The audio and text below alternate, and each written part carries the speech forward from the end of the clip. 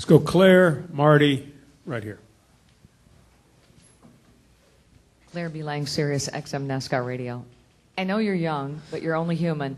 When you test for 5-6 hours, then race a race, then have 2 more to go, it's hot out, do you not have to be very careful just not to get tired, that it is really exhausting, knowing you could run 3 series, but it seems like a long weekend? Yeah, it's certainly a longer weekend this year because of all the testing and everything that they've allowed us and the extra track time and all that. So, it's certainly hot. It was hot yesterday and just muggy. Today's cooler, so if we get to get on the racetrack, it'll be better. And if we get to run the race tonight, it might be cooler tonight. So that'll all be fine. But, sure, there's plenty of opportunity to get tired, especially with we were supposed to have morning practice at 9 a.m., and we got out there for a little bit. But now the rest of the day is going to kind of be down and rainy, so might just relax a little bit, take it easy, put your feet up. But like tomorrow we've got all morning. I don't have anything to do until like 4 o'clock in the afternoon, so you got plenty of time. So there's no reason why you can't get enough rest. Plus, I've got the awesome NOS Energy Drink sponsor that keeps me going. So plenty of flavors to choose from. Help yourselves. M&M's Holler, Z-Line Designs, NOS Energy Drink Holler. Pick you up one. New charged citrus flavor. Tastes just like Mellow Yellow. It's a southern thing, right? Absolutely. Sun drop, man. Florence, y'all. Okay, Marty. You seen that water tower too? Yeah. Okay. You have accomplished so much already, so young, but what would it mean to you to get a victory in an inaugural event like this? Yeah, that would be cool. I've never done that before. Certainly a lot of guys are really up in the stakes or up in the ante, if you will, that they want to win this thing, So it's not going to come easy, that's for sure. I know Jeff's probably been the most successful driver at doing it, Jeff Gordon. And so, we started out the weekend pretty good last night. We'd like to be able to carry that on in tonight and try to win the Nationwide Series race and then have a good shot for it on Saturday night. We've had, like I said, we've had good times posted so far with our Cup car. It's been fast. It drives okay. So keep it out of trouble, keep it up front, and try to win. Go ahead. Kyle, Brad Brown from WRTV in Indianapolis. We'll file your suggestions with the guys at IMS before you guys get there for that weekend. Yeah. You have succeeded on so many different kinds of tracks. How do you translate that to success at the Brickyard on the IMS Oval? That's probably one of the trickiest places we go to on the schedule. Pocono being one, Darlington being one, Indy being another. It's so hard to find a particular line that really, really works for you or really works for your car because the groove is so narrow. It's plenty wide for 1 or 1.5 cars, but the line that you run around there, if you vary 6 inches, it feels so different. So, you really have to be particular in hitting your marks and getting your car set up, and then the way that it changes throughout the weekend, going from practice, not much rubber on the racetrack, to then in the race, there being a lot of rubber on the racetrack, the trajectory of the corners changes. How wide do you enter the corner? How long do you stay out? How sharp do you turn down? So Indy's definitely a particular racetrack, and it's exciting for us all to go there, especially with the history there and the prestige and everything of winning that event. I'd love nothing more than to win there. That would certainly be something cool. And I've been close a couple times, but like to get a little closer. Let's go to this gentleman right here, and we'll go in the back. I'm Andy DeLay with Burning Rubber Radio. Kyle, rivalries are good for the sport. You're good for the sport. Can you talk to us a little bit about the developing rivalry between Kyle Busch and Joey Coulter? Joey Coulter? All right. Didn't know there was one. But if there's one developing, I'm now well aware of it. So, last night was just he was going to win the race if that caution didn't come out. He was way faster than we were. I don't know if I could have held him off. So it's just a matter of being in the right position at the right time. He's certainly getting better and getting good equipment under him where he's able to run up front and be in contention to win races. So that was cool for him, I'm sure. I'm sure he'll learn a little bit off what happened in that last restart and try to get better for next time. Go ahead. Kyle, George Vogel, WLWT in Cincinnati. There's been some drivers today talking about the bumps out there on the surface, and some call it character, some call it too bumpy. Where do you come down on that? And there's also been talk about the safer wall out there. Yeah, I call it both, to be honest with you. It's certainly bumps add character to any particular racetrack. I remember Charlotte when it was as bumpy as it was down a backstretch.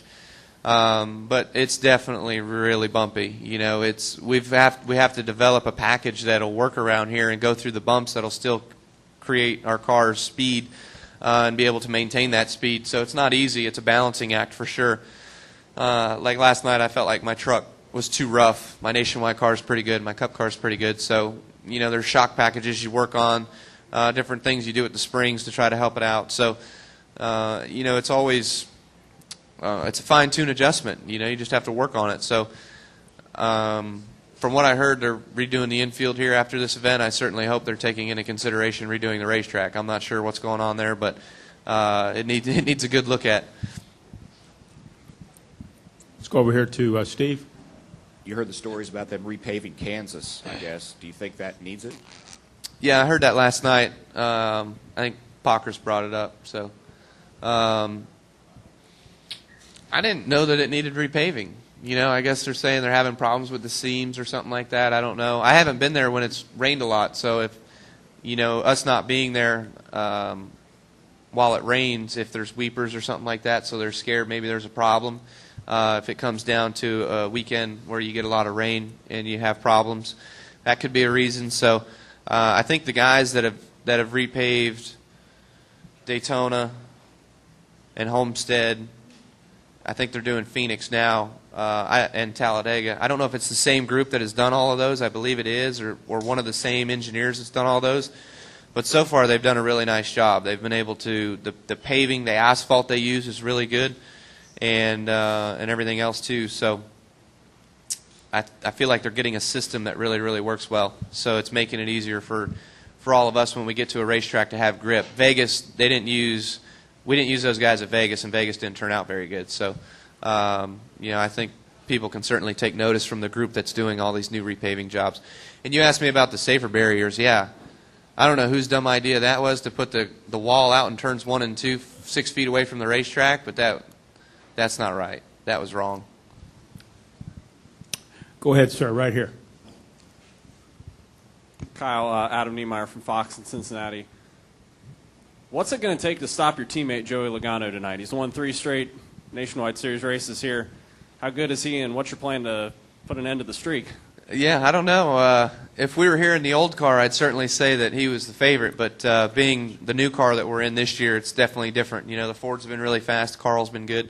The Harvick team seems strong. We're decent, you know. We're definitely not slouchers by any means, but it throws a different curve into the game. So we'll see how it plays out tonight. But I'm looking forward to it, and I hope we're the ones that can take it away from them. I'd hate it that I did it, but you know, I need a win tonight in order to keep it going for tomorrow night. Go ahead.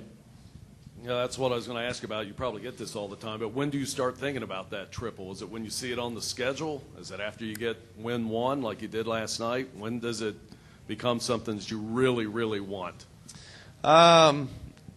It becomes 5 to go in the Cup race if you're close. You know, if you're running 20th, it's pretty much out the window.